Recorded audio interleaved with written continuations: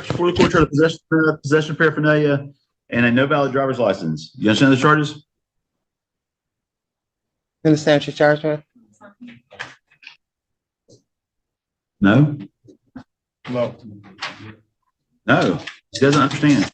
Allegedly, you had methamphetamine on or about your person, and allegedly, it may have been contained within something that qualifies, aka a clear plastic bag, that qualifies as paraphernalia in the state of Florida.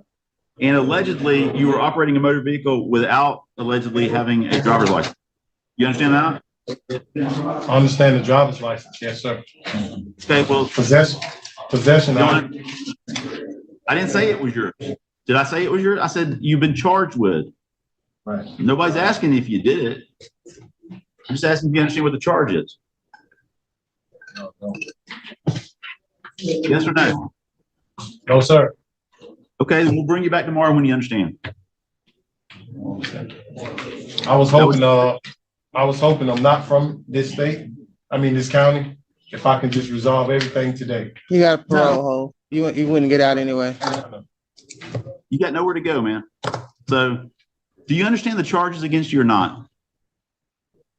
I understand they charging me with it. Yes, sir. That's all you got.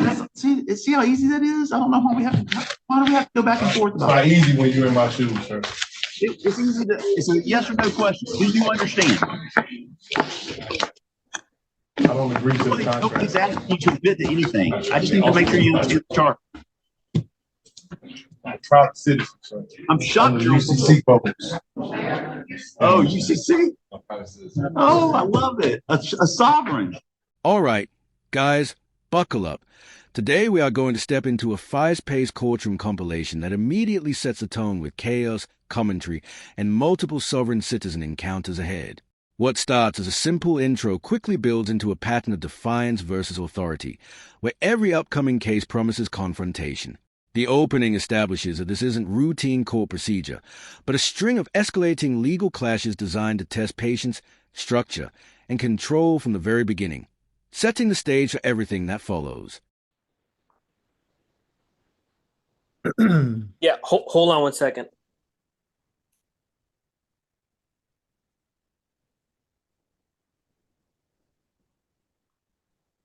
All right, good morning, Mr. Calzada. You're here for arraignment, so could you please tell me your full legal name? I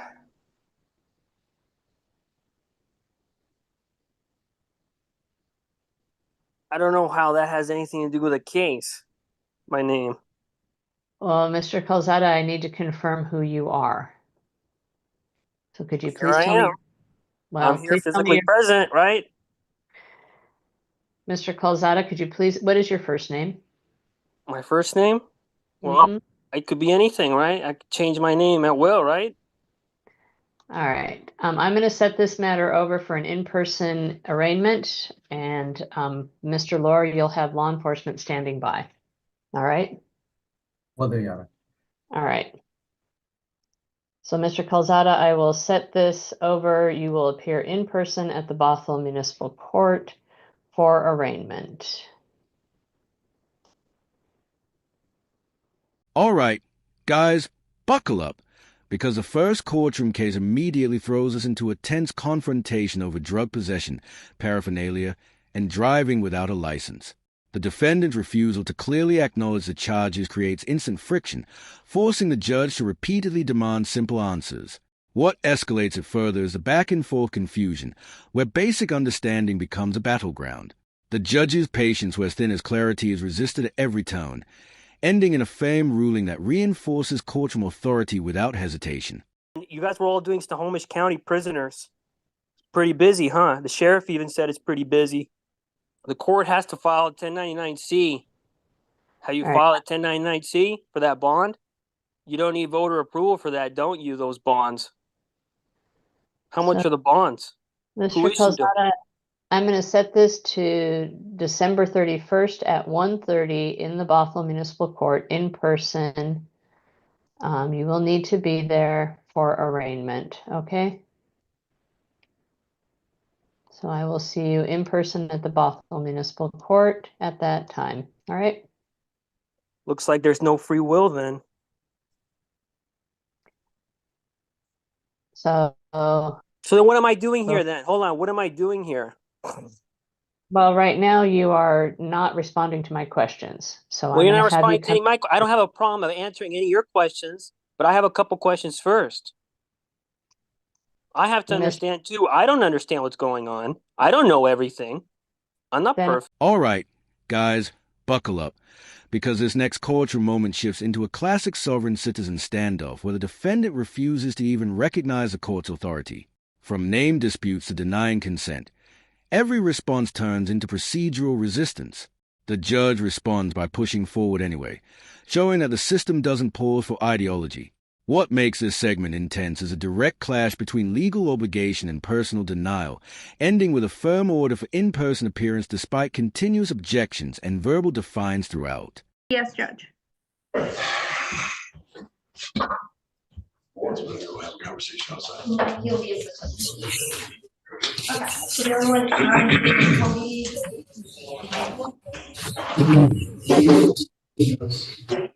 All right, today is the date and time set for a hearing in this matter with regard to a bond violation.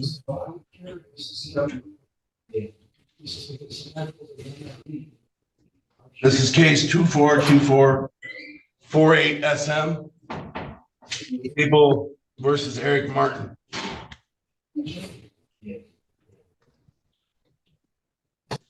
Everybody hear me? Yes. Good morning, Judge. Donna Silva on behalf of the people, P87439. Morning, Your Honor. James Gazicki on behalf of Mr. Martin, Your Honor. I have a motion to make. All right, go ahead. Your Honor, I'm making a motion to withdraw. I've had contact with Mr. Martin before in other matters, and there's no attorney-client communication in this matter. We're talking about different things, and there's just no way of moving forward that I can adequately represent him, Your Honor. So I'm asking to withdraw. All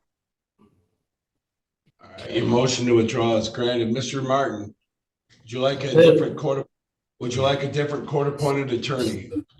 Yeah, I guess so, since he shows his willingness not to want to do his job and help me out, and he's misstating, making false statements. You're talking about there's a lack of communication. It certainly ain't on my part. I was pointing out to him relevant defenses. He just didn't want to do his job. That's clear what he made of me. So, Mr. Martin, I have found Mr. Gazicki to be a very competent individual, a very competent attorney in many, many cases. I've seen many trials, hearings, motions, practicing in front of this court, and I find him to be very competent. If you make one more negative comment about him, I'll hold you in contempt of court. I don't do that. We don't act like this isn't the Jerry Springer show. This isn't going to be a bunch of name calling. You're going to knock it off. Knock it off, Mr. Martin. I'm done with everything you keep doing. All of your little negative comments, things that you want to say about people. You think you're the smartest person in the room and that you have some sort of special Juris Doctorate, I guess, from somewhere. I don't know. All right, guys, buckle up, because this segment highlights what happens when courtroom resistance turns into procedural dead ends. The defendant continues raising arguments about bonds and legal technicalities, but the court steadily moves forward with scheduling and enforcement. The tension here comes from uncertainty, as refusal to comply raises a likelihood of consequences like warrants or further action. It's a clear example of how persistence in argument doesn't stop legal momentum, and how court decisions continue regardless of participation or acceptance. The first clue when it comes to things, and you talk about that, and so Mr. Gazicki is saying that he's trying to talk to you about actual legal defenses, and you're trying to bring up some kind of other stuff. And so I'm going to grant his motion. All I asked you was this. I didn't ask you to give me a commentary about Mr. Gazicki or what you think he can do, because I've always seen him to do his job every single time he does a file. What I want to know is, do you want another court-appointed attorney, or are you representing yourself? That's it. It's a simple question. Answer simple questions. That's what you needed to start doing, is answering the questions. Yep, one other attorney, but I don't want to state also that if it was recorded, that we would say it would support my allegations. Boom, time out. Nope, not hearing it. The question is this: do you want another court-appointed attorney? So you're either going to say yes, court-appointed attorney, or represent yourself. What is your answer here today? Because there's only two possible answers here. You either get another attorney, or you can represent yourself if you'd like, or if you want to hire your own attorney, you can do that. So there's three things. Are you going to get one appointed, yourself, or retained? Those are the three possible answer choices. What are you going with? Yes, another appointed one, but without, All right, there you go. Don't need any more commentary. Don't need any more commentary about it. You have a right to remain silent. You can exercise that right now. So we're going to appoint another court-appointed attorney to you. And the individual who was here as your attorney during your trial, you seem to get along pretty well with him. You want me to reach out to see if he's available? I don't know who you're referring to. The guy who was here at your trial. I don't know his last name. Oh, he's on the other trial. Yeah, the other trial, not this case. This is the misdemeanor domestic violence case. I'm talking about your driving on a suspended license case, restricted. Well, I mean, he did for the most part. He did well. I don't say for the most part, maybe for the most part, but there's some things he didn't do neither. He should have. He didn't raise my right to travel defense. So yes or no? Yes or no? Is he somebody that you think you can get that you can communicate well with? I guess we'll give him a try. I guess. Yeah. Sure. All right. I'm going to appoint reach out and see if we can see if he's available. So let's appoint. But now, Slayton, I have some questions for you before you move forward. All right. So we're going to set that. We're going to set that for a hearing date. All right, guys, buckle up, because now we enter a heated courtroom dispute involving attorney withdrawal and immediate breakdown in communication between defendant and counsel. The situation escalates quickly as the defendant challenges his own representation, claiming incompetence and misunderstanding. The judge steps in firmly, backing the attorney and shutting down disruptive commentary. This moment shifts the energy sharply, showing how quickly courtroom behavior can trigger control measures, especially when respect for process and professional conduct starts breaking down under pressure. I'm an attorney magistrate. We are scheduled for an informal hearing in two different cases that arise out of one citation. And those Correct. two cases are both entitled The People of the City of Battle Creek versus Roosevelt LaShawn Williams. Is that your name, sir? That is my name. Basically, what happens is you were issued one citation. It had two violations listed on it. So it became two different cases, one with an A and one with a B at the end. But we have one informal hearing scheduled for both of those cases because they both arise out of the same transaction, so to speak. And I guess, Officer Kellums, is there anything before I begin? No, sir. All right. Mr. Williams, you're here because you were issued a citation. And in each of those two cases, so for each of those violations, you have three possible responses to the citation. You can first admit responsibility, be assessed the fines and costs, and be done with it. You could, as a second option, admit responsibility with an explanation, hoping that the explanation would cause the court to decrease the fines and costs a little bit. Or you can deny responsibility and have your hearing. It's my understanding that as to both cases, you wished to deny responsibility. Is that correct? That is correct. Okay. Well, here's how the hearing works. First of all, I guess I should read the citation. In the case ending with the letter A, it's alleged that back on November 19th of 2024, you were over at Fountain Street near Meacham Avenue in the city of Battle Creek, and you were issued a citation for not being able to provide a proof of insurance. This is a civil infraction. If you were found responsible, all other things being equal, the court would assess $125 fines, costs, and fees. It is a 0-point ticket.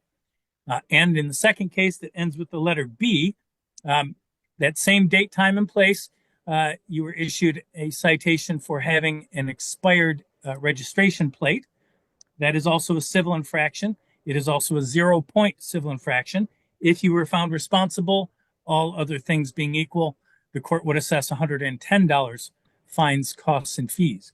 So first question, is that the ticket or the two cases that you thought you were appearing about, Mr. Williams? It is.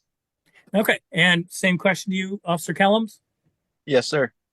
Very good. In every civil case, the plaintiff has the burden of proof. And in a case like this, that burden of proof is called by a preponderance of evidence.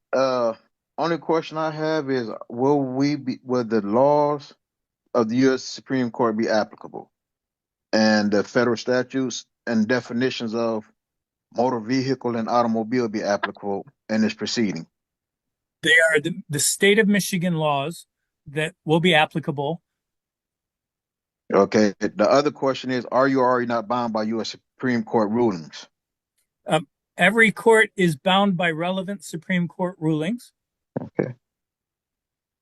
I'm not sure why you're asking. All right, guys, buckle up, because this section turns into a strict courtroom correction where the judge completely takes control of the dialogue. The defendant continues trying to argue and interrupt, but the judge forces binary choices and eliminates unnecessary commentary. Every attempt to derail the process is shut down instantly, with warnings of contempt hanging over the exchange. The power dynamic becomes very clear here, as the courtroom shifts into strict procedural control, leaving no space for extended arguments or personal speeches. All right, so if you would both raise your right hands. Very good. All right, Officer Kellums, if you would begin, please. So on November 19th, 2024, I was on patrol for the Battle Creek Police Department when I observed the vehicle that Mr. Roosevelt was driving. I observed that it had expired tags on the vehicle. I then conducted a traffic stop on Fountain Street near Meacham Ave. Found Mr. Williams to be driving the vehicle, where I issued him the citations. When speaking with Mr. Williams, he could not provide insurance, and his tags were expired. Okay. Do you happen to know when they expired? I do not off the top of my head, sir. Okay. What made you think they were expired? The wrong color and the wrong year on the plate itself, or some other thing? Yes, sir. Yes, sir. All right. Did Mr. Williams say anything to you during the stop about having insurance or not having insurance, or anything about the tags on the plates, anything like that? He informed me that he did not have to have insurance due to he was traveling, and to drive a vehicle, you have to have insurance. Something regarding Supreme Court. That's about all he said. Okay. All right. Do you want me to consider anything else at this point, Officer Kellums? No, sir. Okay, Mr. Williams, could you hear Officer Kellums' testimony? Yes, I heard his testimony. Very good. Thank you for your patience. What do I need to know, sir? Okay, I did inform Officer Kelly that I am not operating a motor vehicle, but I am operating an automobile. I did inform Officer Kelly of the ruling of Rodriguez v. Ray Donovan, U.S. Department of Labor, 769 Federal 2nd, 1344, where the U.S. Supreme Court's decision has ruled that all codes, rules, and regulations are for government authorities only and not for human creators. In accordance with God laws, all codes, rules, and regulations are unconstitutional and lacking due process. All right, I'm going to interrupt you just for a second. Are you telling me that a case at 769 Fed 2nd, 1344 indicates that all laws are unconstitutional? All codes, rules, and regulations. Yes, sir. Rodriguez v. Ray Donovan. And if I'm not mistaken. And you said that was Department of what? U.S. Department of Labor. Okay. U.S. Department of Labor doesn't publish decisions in the Fed 2nd. Can you tell me a little bit more about the case? What was that issue in the case? It was regarding what we're discussing here, the requirements of a driver's license and the need when it's required to have one, stating that when you're not operating in commerce, to which I informed the officer that I am not operating in commerce as stated in USC 18 USCA 31 paragraph A6 states that a motor vehicle, the term of motor vehicle meaning every description of carriage, convenience, propelled or drawn or mechanical powered and used for commercial purposes.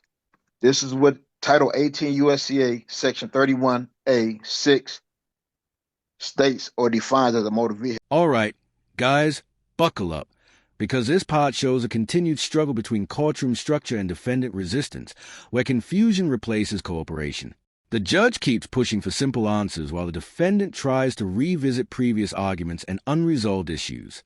The tension comes from repetition and refusal to stay within the court's framework, creating a cycle of clarification versus deflection. It highlights how quickly proceedings slow down when basic compliance breaks, forcing the judge to continuously redirect focus back to the case itself. The United States Code, it would not control what happens in terms of the Michigan legislature defining in Chapter 257 what a motor vehicle is, and an automobile under Michigan law is a motor vehicle. But okay, continue. Right, it's a motor vehicle, which is described as anything, even by the Michigan compliance statute of 751, which you just stated, is determined as something that's transporting goods, which I'm not transporting goods. I understand your position, and I can tell you that that position doesn't happen to be legally correct. But go ahead. So you're basically stating that there's a misinterpretation of what's in black and white? No, I'm telling you that you have misinterpreted the application of 18 U.S.C. 31A6 and 769 F second or Fed second 1344. Okay, But well, I see what I've heard your argument. So there will be no further arguments because I see that you're not going to agree to, because like I said, I've given it to you, the cases where they're like Shapiro v. Thompson, where the U.S. Supreme Court has said that a driver license is not a requirement, that you're trying to convert a right into a privilege, to which is covered by Article 1, Section 8. I'll ask you this. Is that right, the right to travel? That is a right to travel, convey, however you want it, by the U.S. Constitution. What you just told me was that somehow but regardless, am trying to convert a right into a privilege. Now, the question I have for you is, what right has been converted to a privilege? My right to freely travel encumbered and now, unfettered. I will ask you this. How is your right to travel removed by receiving the citation? By trying to require me to have a license to operate a automobile, which is my private vehicle. Okay. All right. Is there anything else you want me to consider? All right, guys, buckle up, because this segment introduces a new case where charges like expired registration and lack of insurance immediately set the stage for legal conflict. The defendant begins questioning the legitimacy of the system itself, shifting the discussion away from facts toward ideology. The court maintains structure, explaining procedure clearly while ignoring distractions.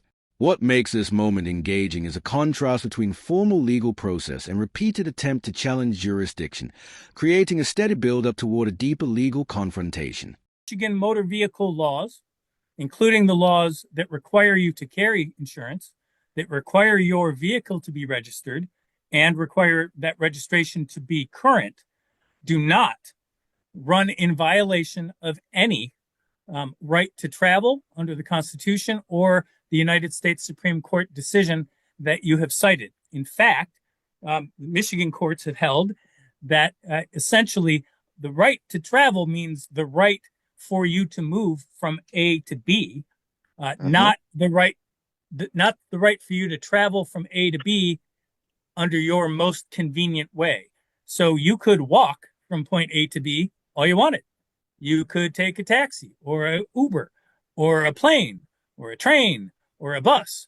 But if you wish to travel by using a motor vehicle, the Michigan laws are applicable and don't unconstitutionally interfere with the right to travel.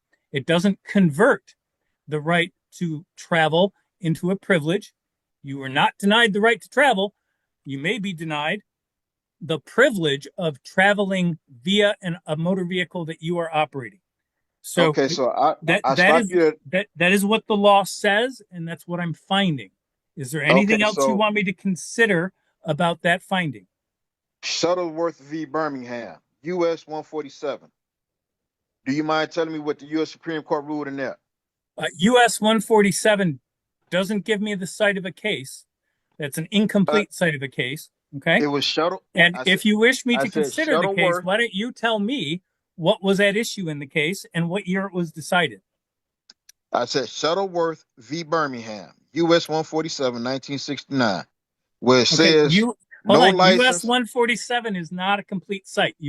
The way you cite to a case is by name and then volume number and then the name of the publication and then the page number. So for instance, when you said 769 Fed 2nd 1344, what that means is volume 769 of a book or volumes called the Federal Reporter, second edition, at page 1344.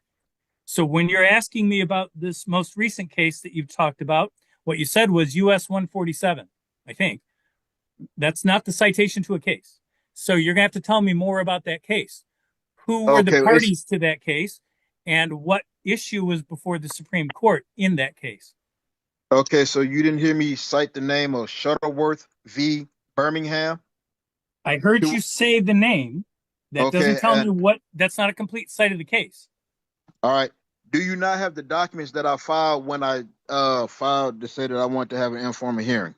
The affidavit that writes that my there are documents that have been scanned into the court that you dropped off. Okay.